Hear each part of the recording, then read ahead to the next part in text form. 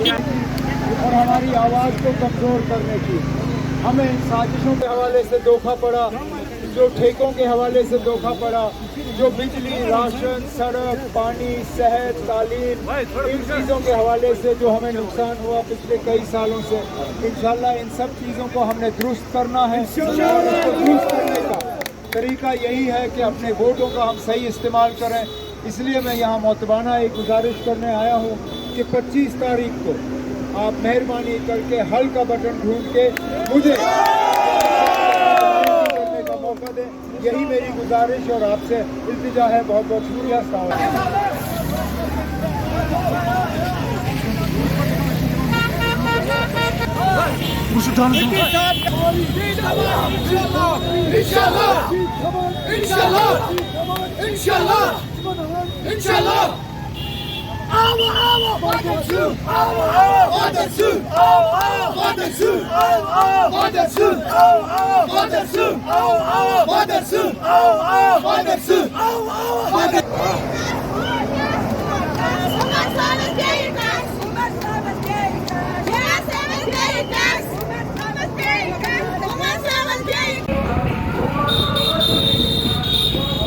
जी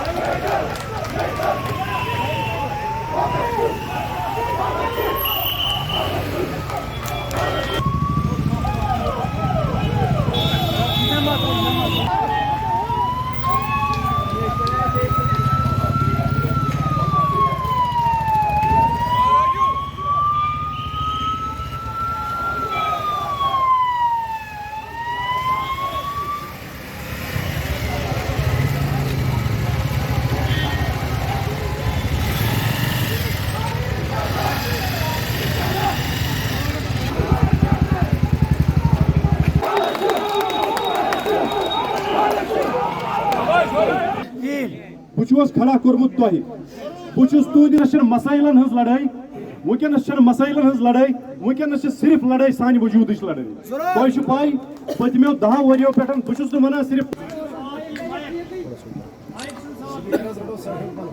मेरी आपसे सिर्फ एक अपील है कि 25 तारीख को आप उमर साहब को वोट दें इंशाअल्लाह। यहाँ पर नुनर के गांव में हमें हमेशा वोट मिलता रहा। मैं इसके लिए आपका मशकूर हूँ, शुक्रगुजार हूँ। आपने पार्लियामेंट के इलेक्शन में भी हमें वोट दिया। यहाँ पर इन्होंने कह दिया कि आपने उस पार्टी को वोट नहीं देना है जिसने 2014 में यहाँ बीजेपी को लाया। और दूसरी बात यह है कि जो ये पीडीपी वाले हैं इनसे आप एक ही बात पूछो कि इनकी 2002 से 2008 तक यहाँ पर हुकूमत थी जम्मू कश्मीर में, फिर 2014 से 2018 तक इनकी हुकूमत थी। अगर इन्होंने इस नुनर में कोई काम किया है तो फिर आप इनको वोट दे दो। किसी को नौकरी लगाया है तो फिर आप वोट दे दो। किसी को लोन दिलवाया है तो फिर आप इनको वोट दे दो। यहाँ पर जो भी काम किया, आपका अस्पताल था, आपका हायर सेकेंडरी था, आपकी नौकरियाँ थी, हर चीज़ का अगर किसी ने कोई यहाँ पे काम किया, यहाँ आपकी खिदमत की, तो वो खिदमत यहाँ नेशनल कॉन्फ्रेंस ने की। आप उमर साहब को वोट दें। ये उमर साहब के बारे में ये कहते हैं कि ये बाहर का है, पीडीपी का कैंडिडेट भी बाहर का है। अगर महबूबा मुफ्ती बीज बिहाड़ा से उठकर वची से इलेक्शन लड़ सकती है, फिर वजीर आला बन सकती है, तो पीडीपी वालों पर वो ठीक है, पीडीपी वालों पर वो उनको इजाज़त है। लेकिन उमर साहब के दादा साहब भी, इनके वालिद साहब भी और ये भी यहाँ से पहले एमएलए रहे हैं, मिनिस्टर भी रहे हैं, चीफ मिनिस्टर। नुनर के लोगों ने फैसला करना है कि वो किसको यहाँ से अपने नुमाइंदे के तौर पे असेंबली में भेजना पसंद करेंगे। आम इलेक्शन में बिजली, सड़क, पानी, सेहत, रोजगार, इन मुद्दों के अलावा कोई मुद्दा होता नहीं है। लेकिन ये आम इलेक्शन नहीं है, ये आम इलेक्शन से कोई हट के इलेक्शन है। ये इलेक्शन 10 साल के बाद जम्मू कश्मीर की रियासत में नहीं, जम्मू कश्मीर की यूटी में किए जा रहे हैं। ये इलेक्शन, ये इंतखाबात 5 अगस्त 2019 के फैसले, जिनमें कि हमारी ज़मीन, हमारे ठेके, हमारा रोज़गार, हमारी इज़्ज़त, वजूद, पहचान, सारा कुछ तहस नहस हुआ, उसके बाद का ये पहला इलेक्शन है। ये वो इलेक्शन है जिसमें कि आज आपके वोटों को तकसीम करने और आपकी आवाज़ को कमज़ोर करने की मुकम्मल कोशिश की जा रही है।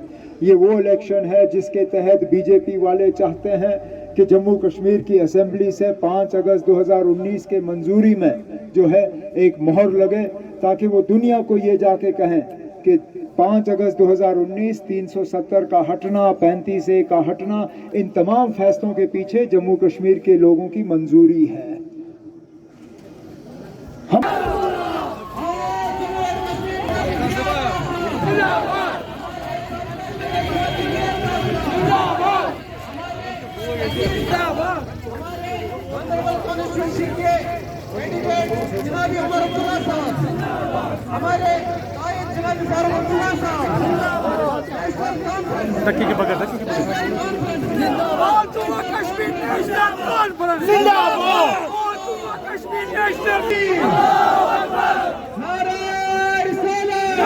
गाँव में लाऊंगा। आपने इनकी तकरीर सुननी है, मेरी अक्सरियत से कामयाब करें। आज